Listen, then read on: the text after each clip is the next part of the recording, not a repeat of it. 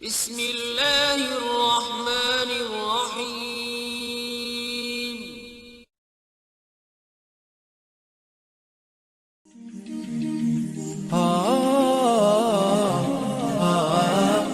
Bismillahirrohmanirrohim. Assalamualaikum warahmatullahi wabarakatuh.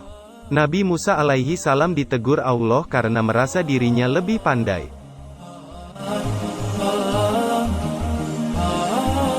Sahabat beriman yang dirahmati Allah, semasa hidupnya Nabi Musa alaihi salam, ia pernah menganggap dirinya sebagai orang yang paling pandai. Ini sebagaimana dijelaskan oleh Imam Bukhari dalam Sahih Bukhari, bahwasanya di suatu ketika saat Nabi Musa alaihi salam sedang berkhutbah di depan Bani Israel, ada seorang laki-laki dari Bani Israel yang bertanya kepada Nabi Musa, "Kami telah mengetahui apa yang engkau ucapkan. Apakah ada di muka bumi ada orang yang lebih pandai darimu wahai Nabi Allah?" Mendapat pertanyaan seperti itu, Nabi Musa alaihi salam lalu menjawab, "Tidak ada." Allah subhanahu wa ta'ala yang melihat kelakuan utusannya seperti itu, lalu Allah mengutus malaikat Jibril untuk menegur Nabi Musa. Untuk apa? Tentu saja karena ilmu yang dimilikinya adalah dari Allah semata. Alhasil, Jibril pun menemui Nabi Musa dan menyampaikan teguran ini dari Allah subhanahu wa ta'ala. "Wahai Musa, tahukah engkau di mana aku menaruh ilmuku? Sesungguhnya aku mempunyai seorang hamba di pertemuan dua lautan, dia lebih pandai darimu." Hamba tersebut adalah Nabi Khidir alaihi salam. Setelah mendapat teguran dari Allah, Nabi Musa bertanya kepada Allah subhanahu wa ta'ala, "Wahai Tuhan, bagaimana aku bisa bertemu dengannya?" Allah lalu berkata kepada Nabi Musa alaihi salam, "Bawalah ikan dalam keranjang, jika nanti kamu kehilangan ikan itu, maka itulah petunjuknya." Nabi Musa kemudian berangkat dengan pelayannya yang bernama Yusya bin Nun. Mereka berdua membawa ikan dalam keranjang tersebut, hingga keduanya sampai di sebuah batu besar. Mereka berdua kemudian meletakkan kepalanya di atas batu tersebut dan tiduran. Ketika mereka sedang tiduran, ikan yang ada di dalam keranjang melompat keluar dan menuju ke laut. Kejadian tersebut pun mengherankan Nabi Musa dan Yusya, namun mereka berdua tetap melanjutkan sisa perjalanannya. Hingga pada suatu pagi, Nabi Musa alaihi salam berkata kepada Yusya, "Bawalah kemari makanan kita, sesungguhnya kita telah merasa lelah karena perjalanan ini." Tiba-tiba Yusya berkata kepada Nabi Musa, "Tahukah kamu ketika kita mencari tempat berlindung di batu tadi? Sesungguhnya aku lupa menceritakan ikan itu. Dan tidakkah yang melupakan aku ini kecuali setan?" Mendengar ucapan Yusya, Nabi Musa alaihi salam lalu berkata, "Itulah tempat yang kita cari." Lalu keduanya kembali mengikuti jejak ikan-ikan tersebut. Hanya saja, ketika mereka berdua sampai di batu yang buat istirahat, ada seorang laki-laki yang mengenakan pakaian yang lebar. Dan orang tersebut adalah Nabi Khidir alaihi salam. Nabi Musa alaihi salam kemudian memberi salam kepadanya, dan Nabi Khidir berkata, "Bagaimana cara salam di tempatmu?" Musa menjawab, "Aku adalah Musa." Khidir kembali bertanya, "Musa Bani Israel?" Musa menjawab, "Benar," dan ia melanjutkan, "Bolehkah aku mengikutimu supaya kamu mengajarkan kepadaku ilmu yang benar di antara ilmu-ilmu yang telah diajarkan kepadamu?" Nabi Khidir menjawab, "Sesungguhnya kamu sekali-kali tidak akan sanggup sabar bersamaku."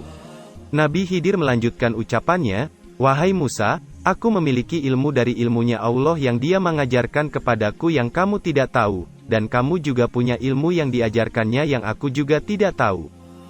Mendengar ucapan tersebut, Nabi Musa alaihi salam berkata, "Insya Allah, kamu akan mendapati aku sebagai orang yang sabar, dan aku tidak akan menentangmu dalam sesuatu urusan pun."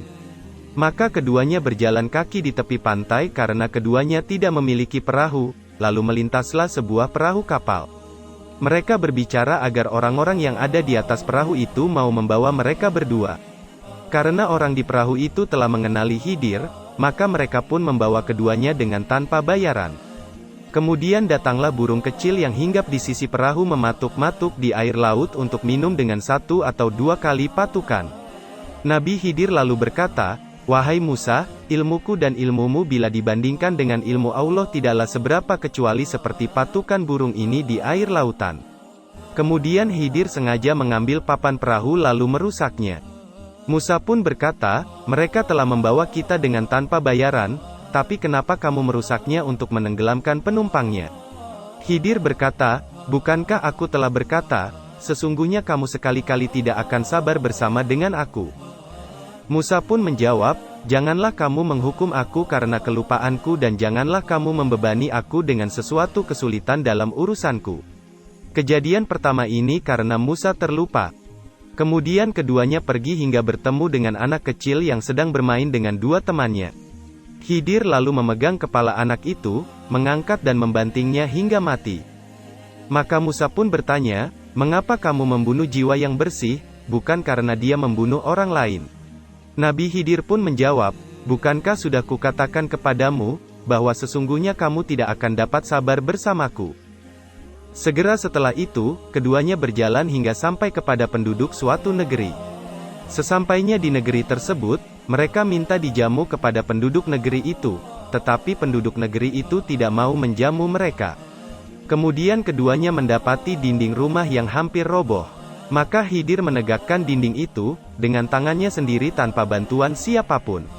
Melihat hal tersebut, lalu Musa berkata, jikalau kamu mau, niscaya kamu mengambil upah untuk itu. Khidir menjawab, inilah saat perpisahan antara aku dan kamu. Sahabat beriman yang dirahmati Allah, kisah di atas adalah sebuah peringatan bagi siapapun, termasuk bagi orang alim dan para pencari ilmu jika ditanya tentang siapakah yang lebih mengetahui atau siapakah yang lebih pintar. Apalagi yang ditanya adalah perihal diri sendiri, hendaklah mengembalikan ilmu kepada Allah. Bilang saja tidak tahu, jangan pernah merasa paling tahu dan pintar sendiri, karena di atas langit masih ada langit. Sebab ilmu dan pengetahuan itu sangatlah luas, tidak mungkin manusia bisa menguasai semua dari ilmu yang ada, dan semua itu datang dari Allah Subhanahu wa Ta'ala sendiri. Demikian kisah yang saya sampaikan, semoga bermanfaat untuk kita semua. Amin, ya Rabbal Alamin.